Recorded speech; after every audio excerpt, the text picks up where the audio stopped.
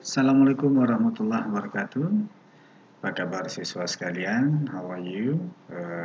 In this opportunity, we are going to learn about job application letter, surat lamaran pekerjaan. Oke, mari kita lihat materi ini. Pertama sekali yang mesti kita pahami dalam pembuatan job application letter ini ada beberapa item yang mesti dipenuhi dalam pembuatan job application letter tadi atau surat lamaran kerja. Pertama sekali mesti ada applicant's address, ya, alamat si pelamar, ada your name, ada nama, ada alamat, ada telepon number, ada email address. Nah, ini adalah bagian awal, bagian pertama sekali mesti terpenuhi. Kemudian kedua mesti ada tanggal yang jelas, ya, tanggal surat. Setelah itu employer's address, kepada alamat surat kepada siapa akan kita kirimkan.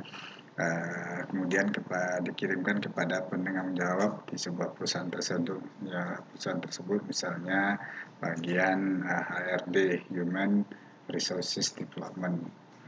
Setelah itu job title-nya, pekerjaan yang akan kita lamar, kemudian nama perusahaannya, kemudian alamat perusahaan.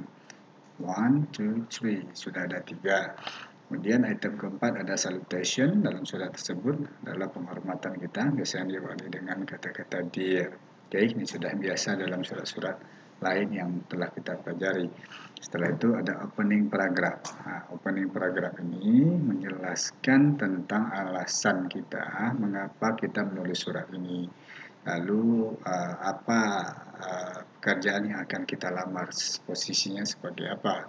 Kemudian kapan dan di mana kita mendapatkan iklan tentang lowongan pekerjaan ini, tentang posisi yang masih lowong ini.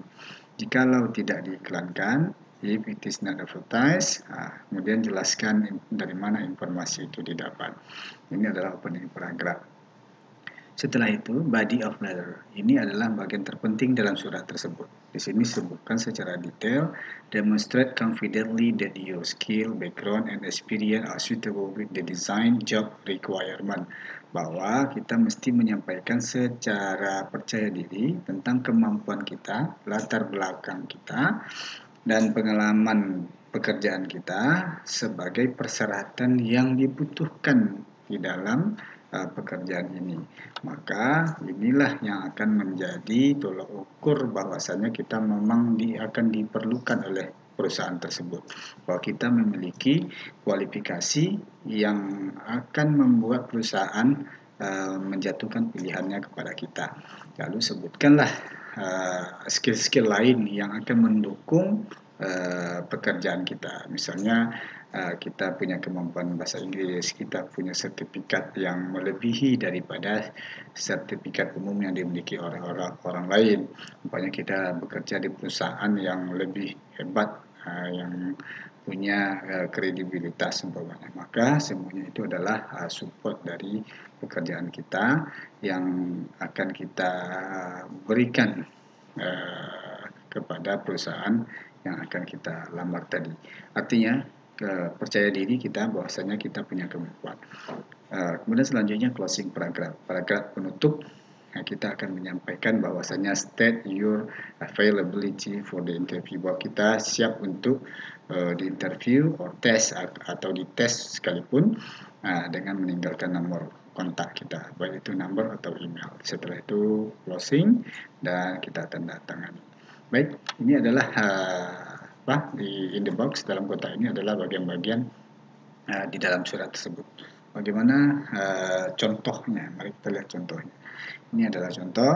Yang pertama sekali tadi ada nama si aplikan. Ini Indra Harjuna. Okay, aplikan address, ada namanya, ada date. Ya, kembali ada date. Okay, ini tanggalnya.